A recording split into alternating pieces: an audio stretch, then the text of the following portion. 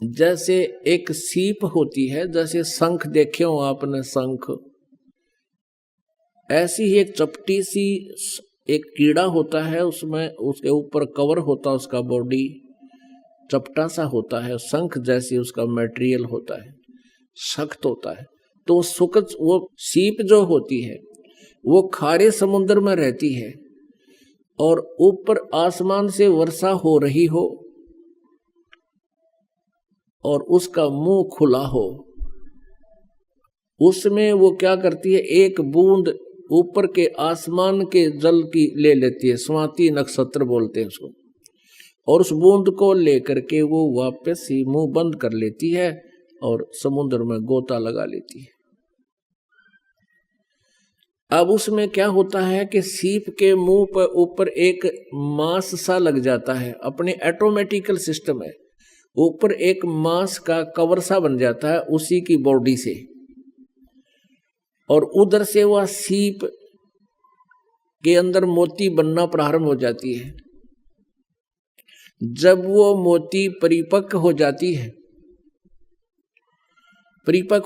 है तो उस ऊपर के मांस में एक विशेष महक आनी शुरू हो जाती है, जो सीप के मुंह पर कवर बन जाता है।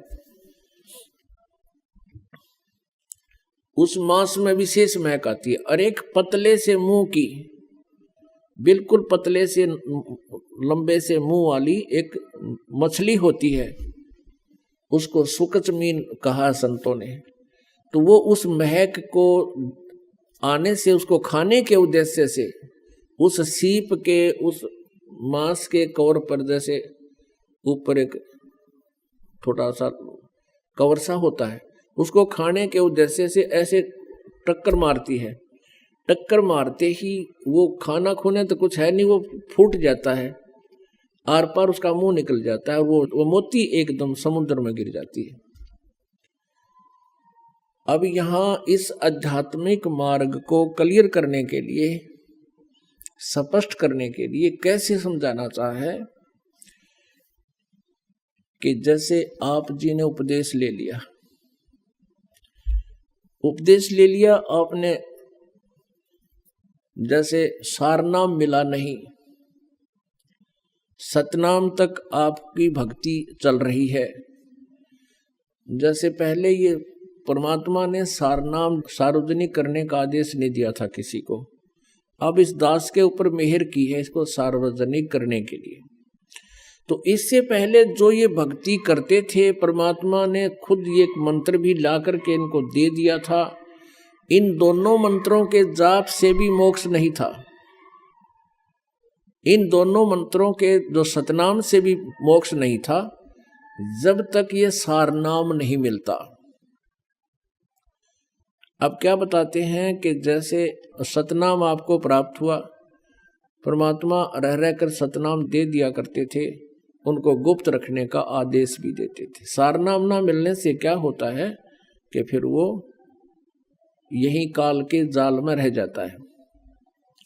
तो यहाँ क्या बताते हैं कि सुख जमीन मिलता ना भाई, स्वाति सीप सब ऐड़ी जाही, ऐड़ी माने व्यर्थ। तो पूरा गुरु मिला जिसके पास पूरा कंप्लीट ज्ञान हो और समाधान हो, जब बात पड़े। अब क्या बताना चाहते हैं, राजा जनक के माध्यम से परमात्मा हमें ज्ञान देना चाहते हैं। अब राजा जनक को पात्र बनाया है, सुखदेव को भी एक पात्र बनाया है, कबीर परमेश्वर जी हमें ज्ञान देना चाहते हैं, आप और हमको।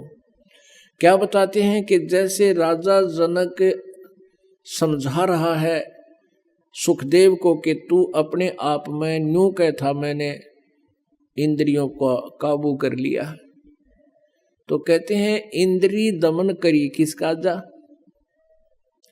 इंद्रियों का तूने हठ योग करके इंद्रियों को अगर कंट्रोल करने की चेष्टा की, इनका दोष क्या है। क्या बताते हैं, इंद्री कर्म लगाओ किसके, जैसे जीवा लेप नहीं मधुरस के। अब आप शहद खाते हो, जीभ के ऊपर शहद लिपटा नहीं रहता, तेरा आदेश हुआ मन का कि यह चीज चाहिए, वो खाने तूने खाई, इंद्री ने अपना काम कर दिया, उसने आगे सरका दी, तो उस मधु का, शहद का जिह्वा के ऊपर कोई उसका लिंक नहीं रहा, उसका कोई प्रभाव नहीं रहा। अगर ऐसे आप जी अपने इस मन को अध्यात्म ज्ञान रूपी एक रस्सी से बांध लोगे, फिर ये हठ योग की जरूरत नहीं। और फिर तू नुस्खा है कि मैंने अपने आप को कंट्रोल कर लिया, इंद्री जीत ली, की तरह भूल है। या क्या बताते हैं, कुरंग मतंग पतंग सरंग भरंगा, इंद्री एक ठगो 30 अंगा। कुरंग मतंग पतंग सरंग भरंगा और इंद्री एक ठग्यो 30 अंगा। तुमरे संग पांचों पर कासा, या योग युगत की झूठी आशा। कहते हैं बोले आदमी, आप अपने कर्म बिगाड़ रहे हो। जैसे कुरंग, हिरण होता है कुरंग, उसके कान का विषय होता शब्द, शब्द के विषय पर वो इतना कायल होता है, इतना विवश होता है कि यह हिरण पकड़ने वाला, मृग पकड़ने वाला एक शिकारी एक प्रकार की एक धुन बनाता है सारंगी या अपने किसी यंत्र से, और उस धुन पर कान के कारण वो इतना विवश हो जाता है, हिरण आकर के उस शिकारी के सामने ऐसे मुख रख देता है और उस धुन के ऊपर इतना वो मोहित हो जाता है और वो उसको पकड़ कर और ले जाता है। फिर उसको, उसकी मौत का कारण बन गया वो कान का विषय।